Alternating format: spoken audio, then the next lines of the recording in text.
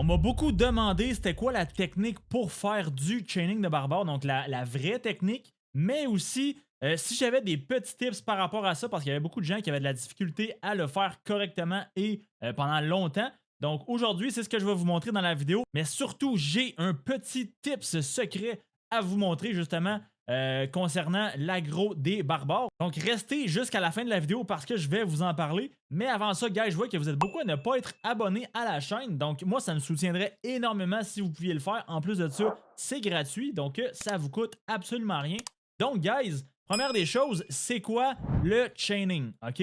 Donc pour faire ça simple, en fait, c'est que on va sélectionner un barbare et lorsque je sélectionne un barbare, ça va me coûter des points d'action. Mais pourquoi que le chaining, c'est super important d'en faire? C'est parce que avec le coût en points d'action de un seul barbare, on peut tuer plusieurs barbares différents. Comment qu'on fait ça? Eh bien, c'est simple. En fait, quand que je vais attaquer le barbare va m'agresser, donc je vais avoir l'aggro du barbare. Donc, tant que j'ai l'aggro, eh bien, à chaque fois que je vais bouger comme ça, le barbare va me suivre jusqu'à une certaine limite. Ok, c'est sûr qu'on ne peut pas traîner un barbare sur toute la map. Il y a une certaine limite à savoir. Donc, je vais vous parler aussi de tout ça tantôt. Mais ce qui est important de savoir, c'est que quand on utilise des commandants qui ont une compétence en zone de cercle, eh bien, lorsqu'on attaque ce barbare-là, on peut aussi attaquer tous les autres barbares qui vont se situer dans la même zone de cercle de ma compétence. Ok, c'est de là que vient le chaining de barbares parce que lorsqu'on touche d'autres barbares de plus, même si on ne les attaque pas,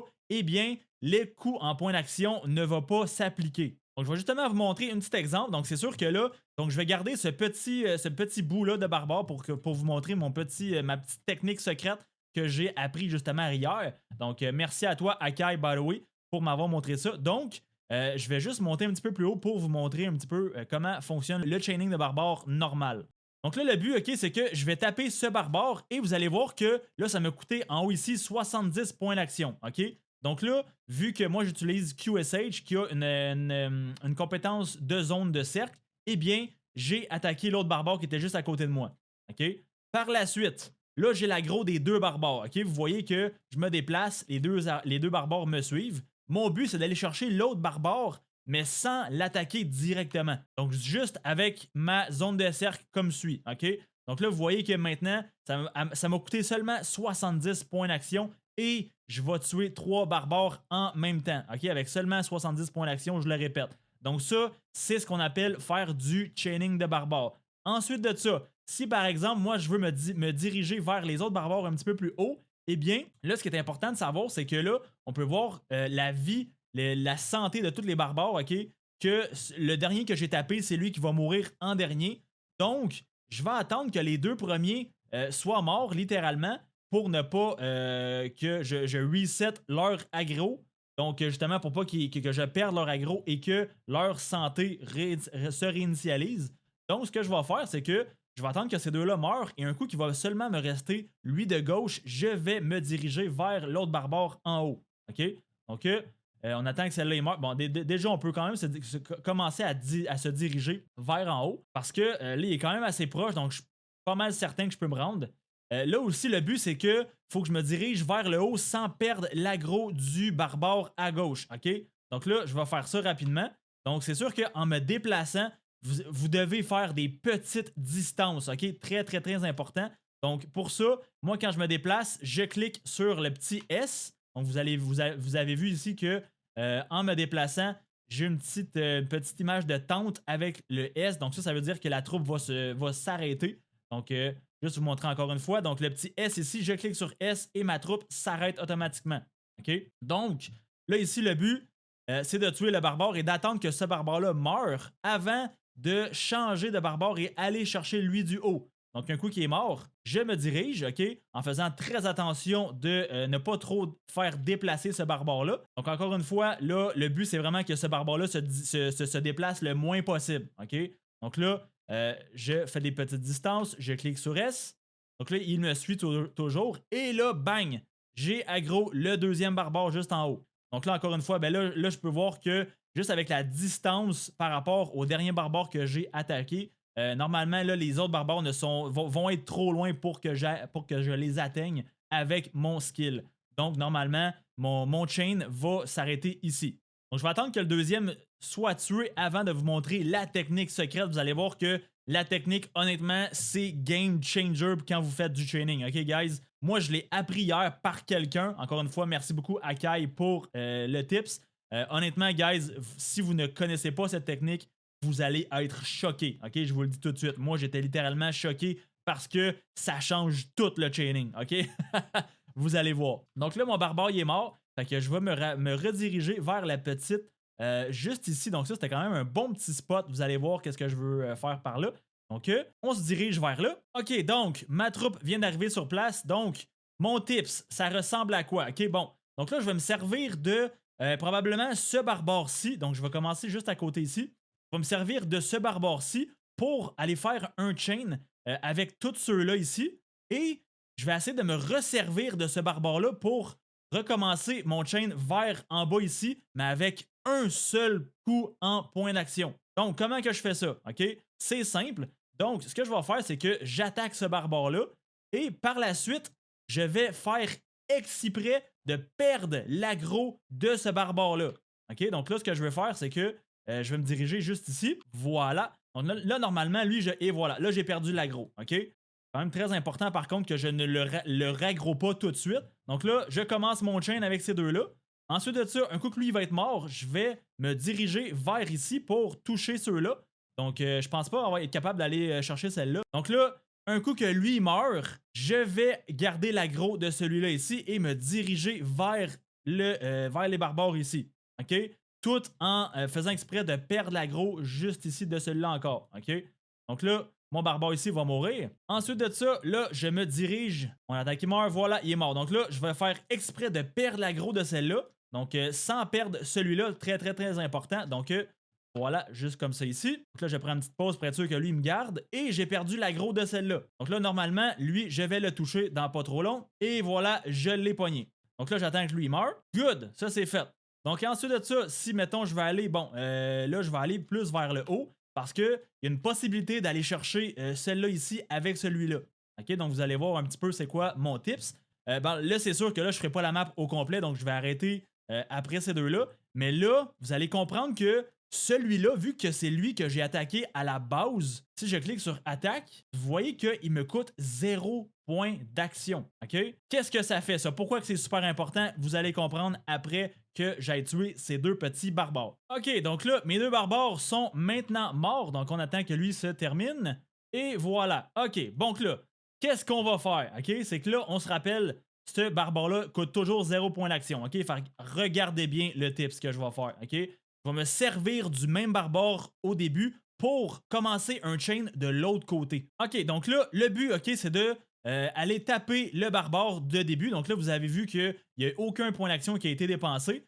Et le but, c'est vraiment d'aller chercher l'autre barbare juste à côté. OK, pour commencer un deuxième chain avec, encore une fois, le coût en point d'action de un seul. OK, donc là, on se dépêche pour s'assurer de pogner lui. Donc, normalement, je devrais être correct. Fait que je pense qu'une dernière fois, et normalement, là, c'est bon. Et voilà, là, je l'ai touché. Donc là, le but, à partir de là, c'est de, encore une fois, ben là, quoique, là, vu qu'on s'en est déjà servi, on peut tuer le premier barbare. Donc là, on va tuer lui. Un coup que lui va être mort, il va seulement nous rester l'aggro de celle-là. Et à partir de là, on va pouvoir commencer notre deuxième chain avec, encore une fois, le coup en point d'action de un seul barbare, donc qui est celle-là du début.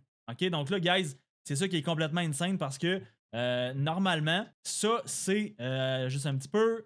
Celle-là, ça, c'est mon premier chain avec un seul coup en point d'action. Donc, j'en ai fait 5 juste là. Et après ça, ben là, mettons, si je commence par là, je vais aller par en bas comme ça. Et peut-être que là, après ça, je vais pouvoir venir connecter. Si lui, il va ici, je vais pouvoir connecter comme ça. Et après ça, continuer par en bas. Donc là, vous voyez que c'est quand même assez fort, OK?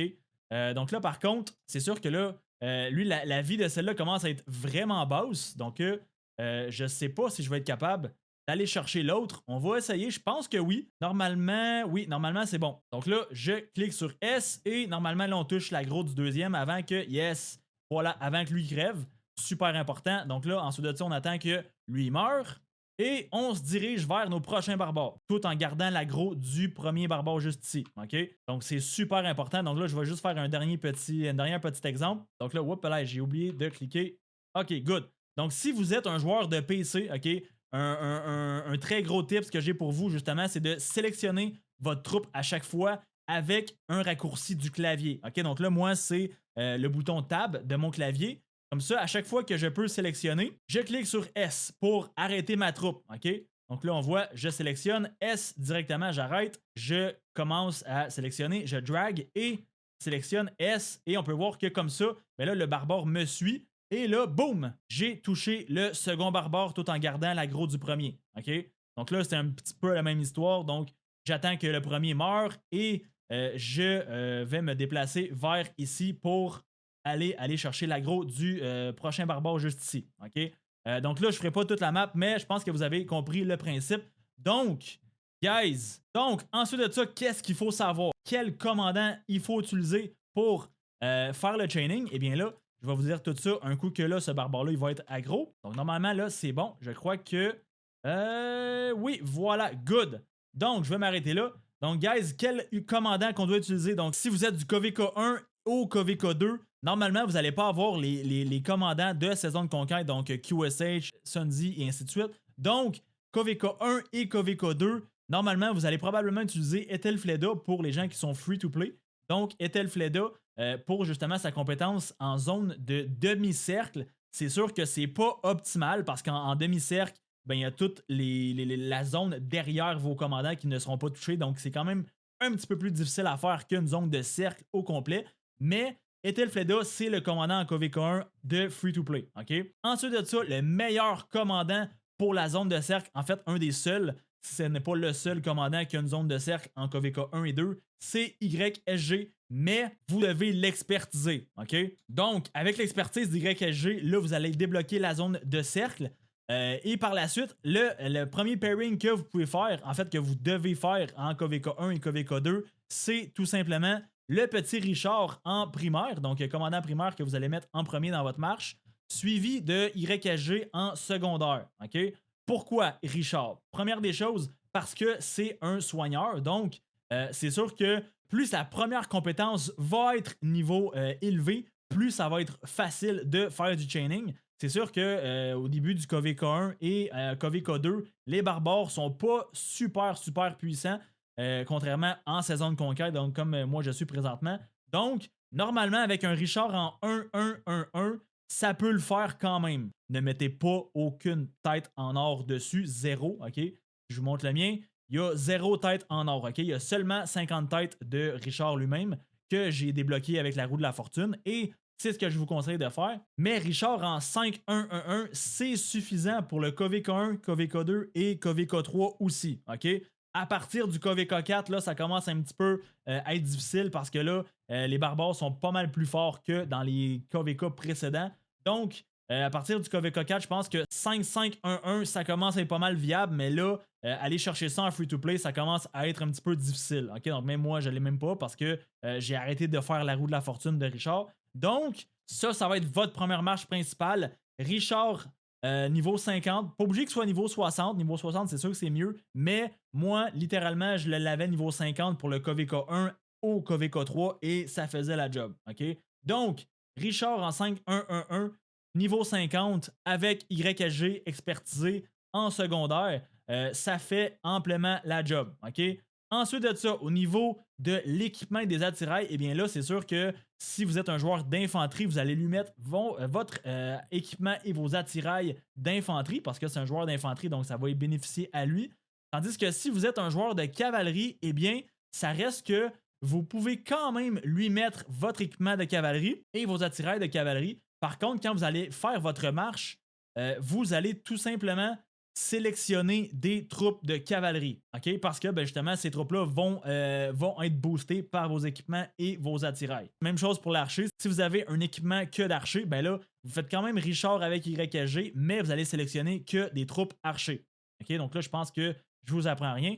Mais c'est vraiment au niveau du commandant Richard et YSG que vous devez absolument utiliser, que vous soyez infanterie, cavalerie ou archer. Par la suite, au niveau de l'arbre de talent de Richard, parce que vu que ça va être lui votre commandant primaire, c'est son arbre de talent qui va être à prioriser. Donc, moi, c'est ce que j'utilise, OK? Il n'y a pas vraiment d'arbre de talent spécifique que pour les barbares. Donc, moi, mon Richard, je m'en sers vraiment uniquement pour les barbares pour faire du chaining. Et ça ressemble à ça. OK?